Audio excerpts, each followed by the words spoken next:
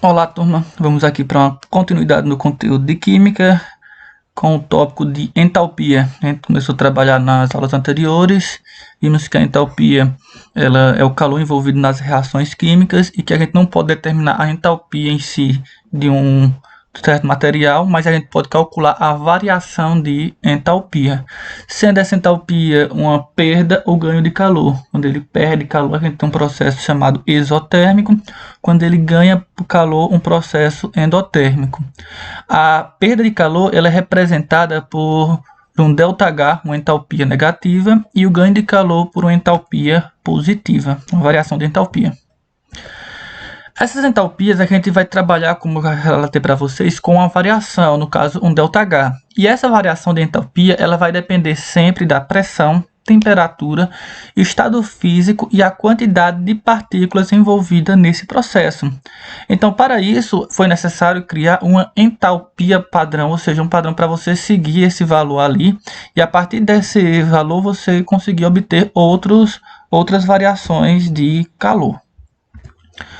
Então, esse estado padrão de uma substância ele vai corresponder a formas estáveis da molécula em umas certas condições. Essas condições será a uma temperatura de 25 graus Celsius e uma pressão de 1 atm. E eu vou fazer a representação dessa entalpia padrão por H0, certo? Toda substância simples no seu estado padrão, de sua forma alotrópica mais estável, ou seja, que a gente vai encontrar em maior quantidade no meio ambiente, ela vai ter uma entalpia igual a zero. Então, por exemplo, eu tenho aqui o gás hidrogênio, gás oxigênio, o ferro, o mercúrio, o gás cloro, e todas essas substâncias aqui são as mais simples possíveis na sua forma alotrópica. Então, a entalpia de todas essas substâncias vai ser igual a zero. Quando eu altero a forma alotrópica, ou seja, dessa substância, esse carbono, por exemplo, ele sai da forma grafite e ele vai para a forma diamante, essa minha entalpia ela vai precisar aumentar, ou seja, vai ter um ganho de energia, sendo uma entalpia maior do que zero, tá certo? Então, em todos esses processos, quando você faz uma variação alotrópica do seu elemento, você vai ter um ganho de energia. A entalpia de um elemento ele vai variar de acordo com o seu estado físico, pressão, temperatura e variedade alotrópica. Logo, a equação termoquímica a gente deve indicar sempre a variação da entalpia, esse ΔH, o estado físico de todos os componentes, assim como as variedades alotrópicas, caso existam, além da temperatura, no caso, e a pressão, no caso a reação ocorreu, e a quantidade de elementos envolvidos nesse processo.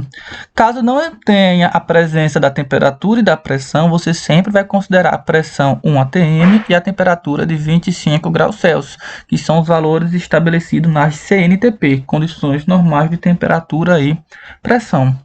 O número de mols, caso não esteja balanceada a sua equação, você deve balancear esse seu processo. Vamos para um exemplo.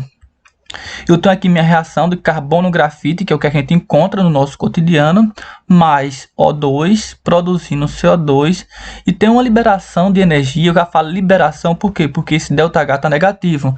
Sendo um ΔH negativo, é um processo exotérmico, ele vai perder calor, tá certo? Então, eu já tenho aqui o meu estado físico, gasoso das substâncias. Eu tenho aqui a forma alotrópica do carbono, que é a forma mais simples, do carbono grafite, tá certo? E tenho a minha equação balanceada. Tenho um carbono, dois oxigênios.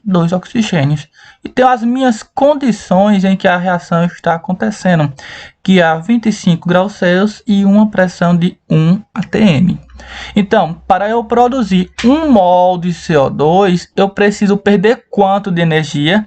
394 kJ, certo? Quando eu reagir 1 mol de carbono grafite com 1 mol de O2, eu vou liberar essa quantidade de energia.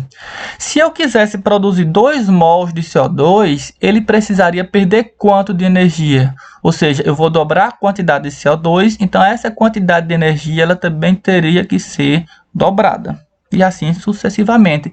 Se eu reduzir pela metade, eu também tenho que reduzir pela metade. Se eu multiplicar por 10 a quantidade de CO2 produzida, ou seja, 10 CO2, então eu também preciso multiplicar por 10 a minha quantidade de energia liberada nesse processo, certo? Segundo exemplo, eu tenho aqui um NH3 produzindo 1 meio de N2 mais 3 meios de H2. Todos aqui eu estou indicando o estado físico, gasoso, gasoso e gasoso. Para eu decompor 1 mol de NH3, eu tenho aqui a minha entalpia, que eu preciso ganhar quanto de energia? 46,1 kJ, ou seja, eu preciso ganhar, porque esse ganhar está com o sinal aqui positivo, a minha entalpia, então necessariamente ele precisa absorver energia. Então, para eu decompor 1 mol de NH3, eu preciso dessa quantidade de energia. Se eu quisesse decompor 2 mols de NH3, eu precisaria multiplicar esse valor aqui por 2. Tá bom? Você não está vendo aqui as condições de pressão e temperatura, porém, caso ele venha assim implícito na questão, sempre a sua pressão vai ser 1 atm e sua temperatura 25 graus Celsius. Um último exemplo, eu tenho aqui C3H8 no seu estado gasoso, tá certo? Esse aqui é o meu gás propano, mais 5O2, produzindo 3CO2 mais 4H2O. Todas as substâncias, eu apresentei para vocês aqui o seu estado físico, no estado gasoso, e ela vai ter aqui uma perda de energia, porque o meu sinal aqui está negativo, então um processo exotérmico. Para 1 mol desse CH3, eu consigo ter a liberação dessa quantidade de energia, menos 2046, tá bom?